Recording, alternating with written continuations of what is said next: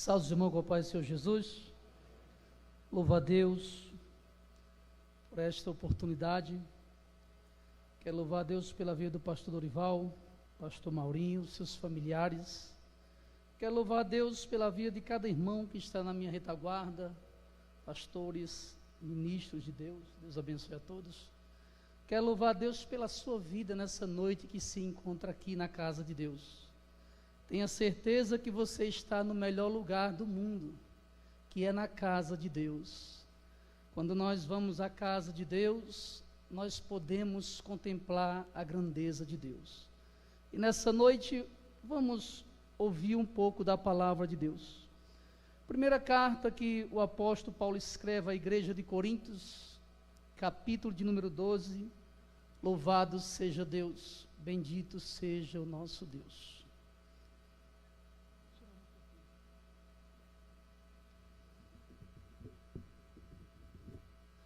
Louvado seja Deus. Primeira carta de Paulo aos Coríntios, foi lido nessa noite. Ó quão bom e quão suave é que os irmãos vivem em união. Louvado seja Deus. Quero pegar nessa noite o gancho dessa palavra. Meditei nessa palavra tarde, que vamos ler agora. Primeira carta de Paulo aos Coríntios, capítulo 12, no versículo 12 a seguir. Diz assim: porque assim como o corpo é um, e tem muitos membros, e todos os membros, sendo muitos, constituem um só corpo, assim também a respeito de Cristo. Pois em um só Espírito todos nós fomos batizados, em um só corpo, quer judeus, quer gregos, quer escravos, quer livres, todos nós bebemos de um só Espírito, porque também o corpo não é um só, mas muitos membros. Se disser o pé, porque não sou mão, não sou do corpo, nem por isso deixará de ser do corpo? E se o ouvido disser, porque não sou olho, não sou do corpo, nem por isso deixará de ser do corpo? Se todo o corpo fosse olho, onde estaria o ouvido? Se todo fosse ouvido, onde estaria o olfato? Mas Deus dispôs os membros, colocando cada um deles no corpo, como quis. Se todos, porém, fossem um só membro, onde estaria o corpo? O certo é que há muitos membros, mas um só corpo. Não pode os olhos dizer ao pé ou à mão, não preciso de ti, nem ainda a cabeça aos pés, não preciso de vós. Pelo contrário, os membros do corpo que parecem ser mais fracos são necessários, e os que não parecem dignos no corpo, a estes damos muito mais honra. Também os que nós são decorosos revestimos de muito mais especial honra. Mas os nossos membros nobres não têm necessidade disso.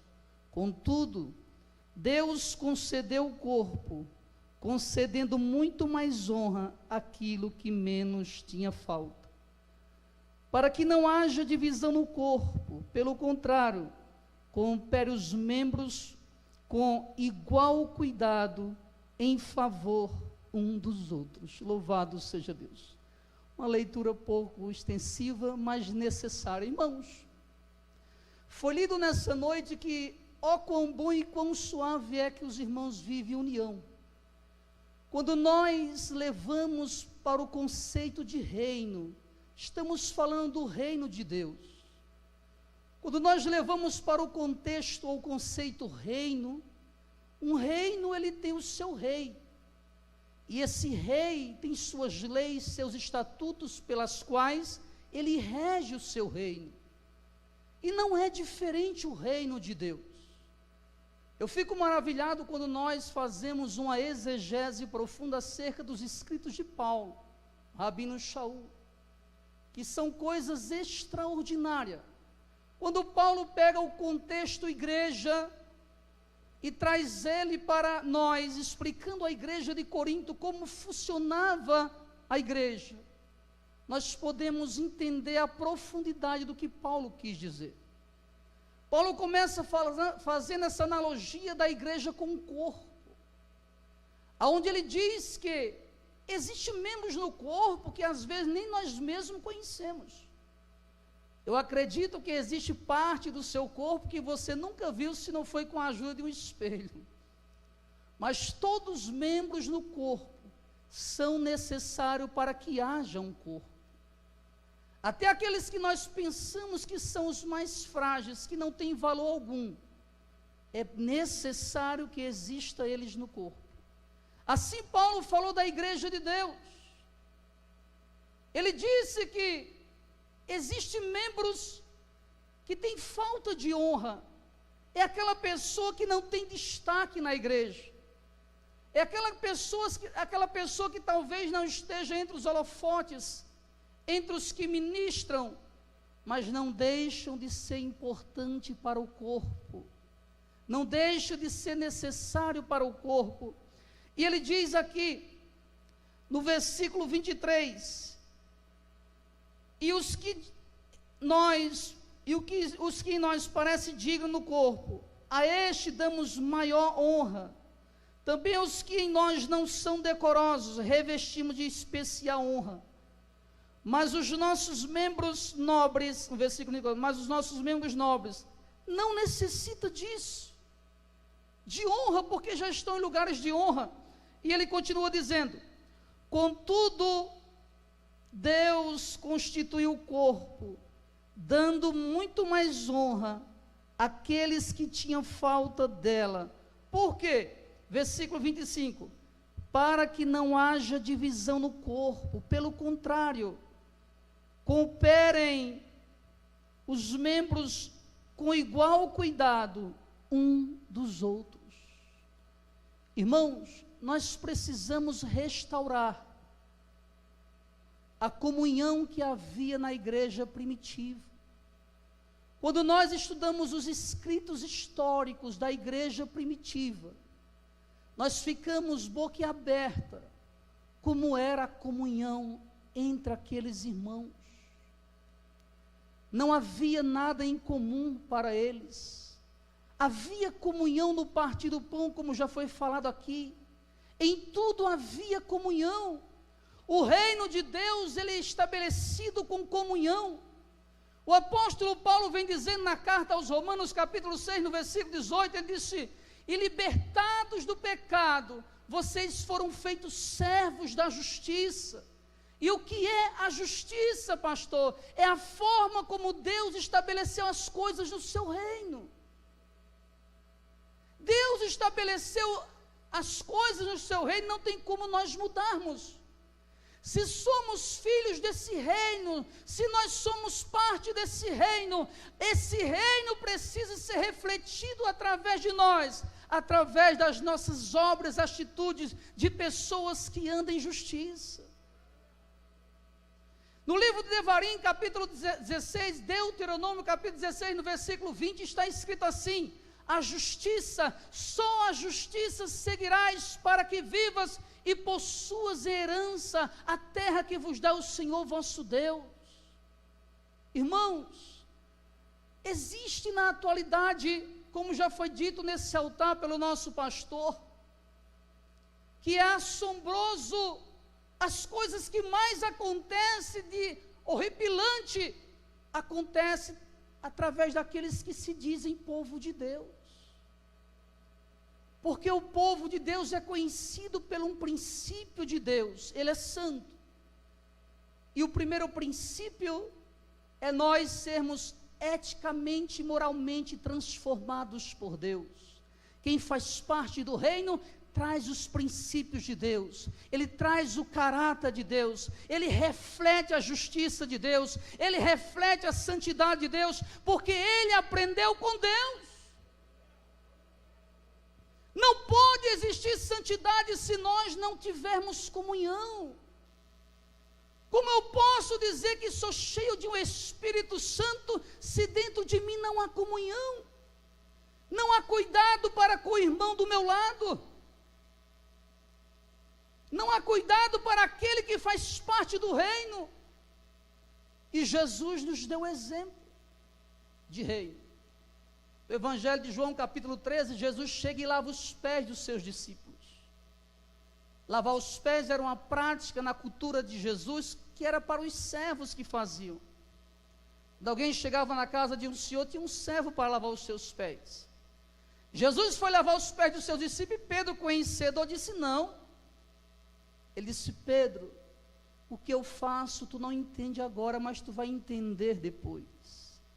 Se eu, sendo Senhor e Mestre, lavei os vossos pés, deveis vós também fazer assim uns com os outros. E eu fico maravilhado no versículo 17 de João 13, que Jesus disse: se sabeis estas coisas, bem-aventurados sois, se as fizerdes. Não é somente se saber, é se fizer. Jesus não vem buscar um povo que anda de qualquer jeito, não. Ele vem buscar um povo zeloso. Zeloso do quê? Dos princípios de Deus. E o mais o quê? E praticante de boas obras. Nós precisamos entender o que Jesus disse.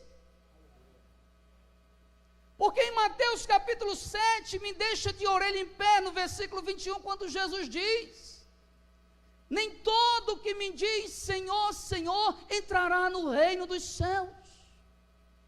E ele continua e conclui dizendo: mas aquele que faz a vontade do meu Pai, que estás nos céus.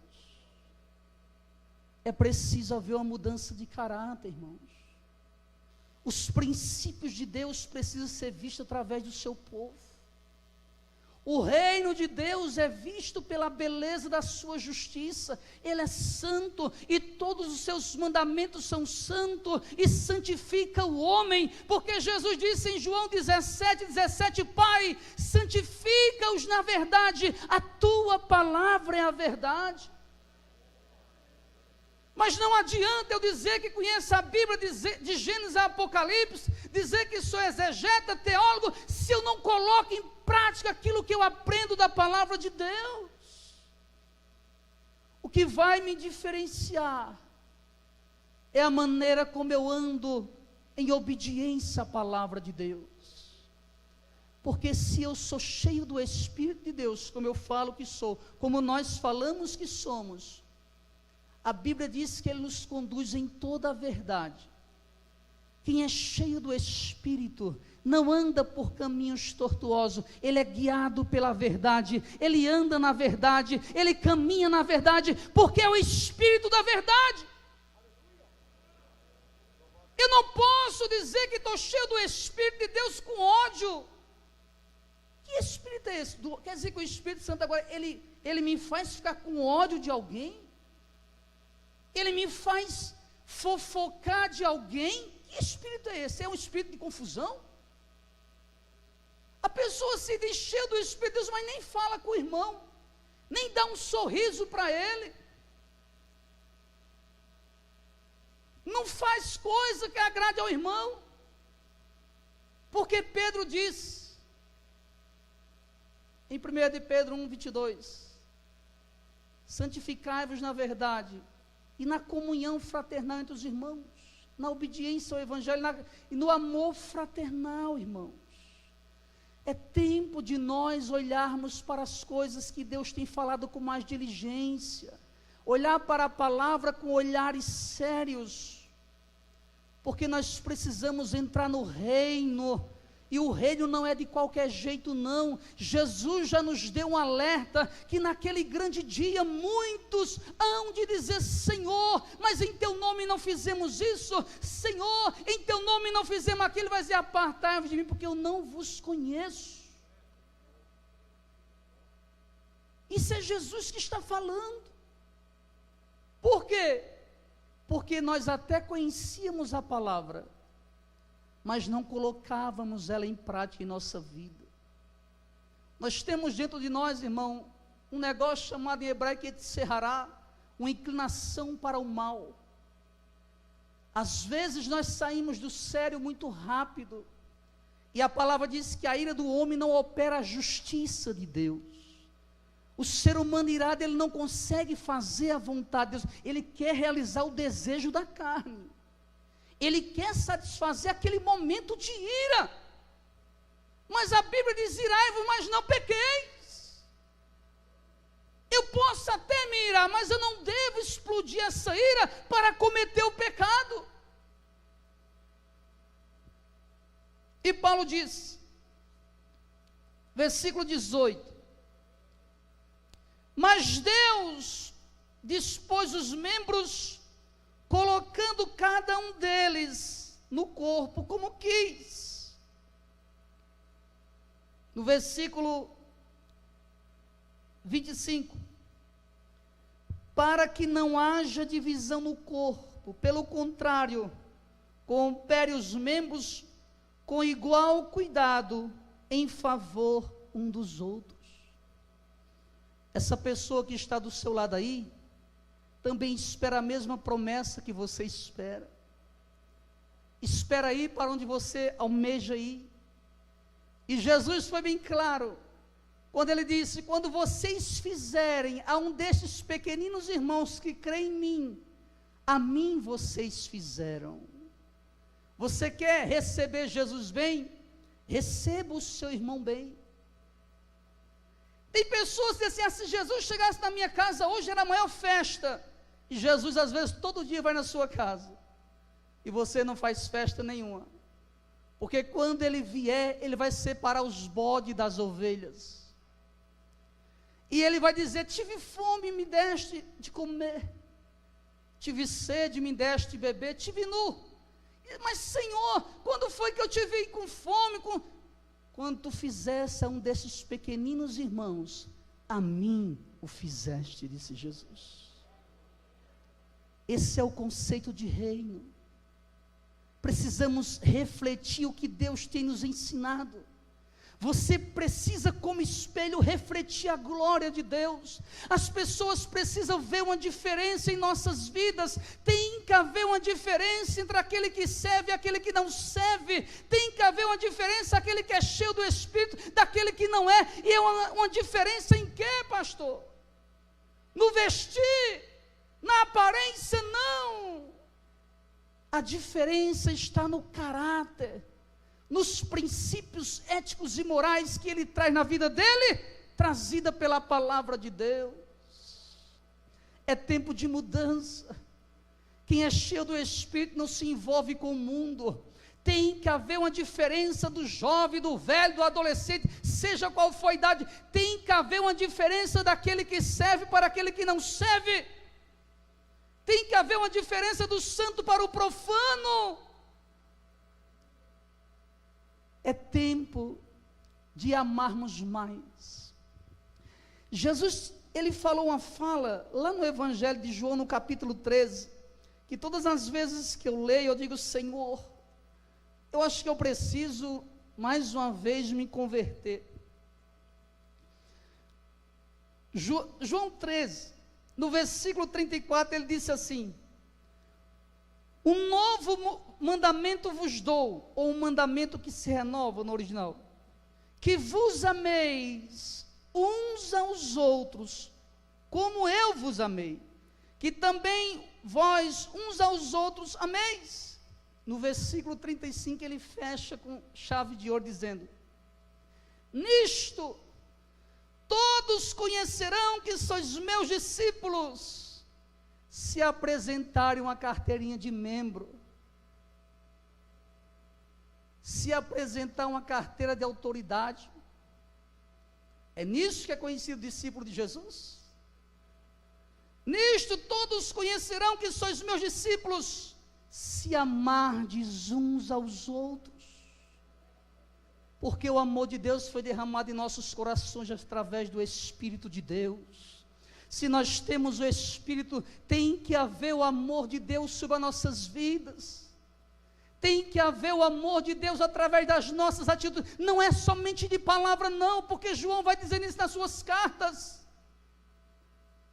Que nós precisamos amar em obra e em verdade, não só de palavra. Você tem que cuidar desse irmão que está do seu lado, porque ele é precioso para Jesus. Você tem que cuidar desse irmão do seu lado, porque ele é a imagem de Deus, porque ele faz parte do reino de Deus. É tempo da igreja refletir a glória do Deus que serve. Quando o mundo vê essa glória, quando o mundo vê essas atitudes, eles sentirão desejo de conhecer esse Deus, porque a ardente expectação da criatura espera a manifestação dos filhos de Deus, mas nunca sai essa manifestação. É irmão com raiva de irmão, não fala com o irmão, passa pelo irmão, parece que não conhece o irmão. Pedro disse: o que eu tenho eu te dou. Se tem amor, dê o amor. Mas se não tem, eu não posso dar o que eu não tenho, Paulinho. Pedro disse: o que eu tenho, isso eu te dou. Jesus vem buscar um povo zeloso e praticante de boas obras. É tempo de nós mudarmos o nosso conceito. É tempo de amarmos uns aos outros. Lembre-se, você precisa do seu irmão. Foi Paulo que disse: é igual um corpo. Se você leva um corte no dedo, todo o seu corpo sente a dor. E aqui vai dizer nos versículos seguintes, que quando um membro é honrado, todo o corpo se alegra com ele. E quando um membro sofre, todo o corpo chora com ele. Nós temos que nos alegrar com os que se alegram como se fosse nós. Temos que chorar com os que choram como se fosse nós no lugar deles, porque eles também são membros do mesmo corpo que nós pertencemos. É tempo de servirmos a Deus em espírito e em verdade. Que Deus abençoe a todos em nome de Jesus.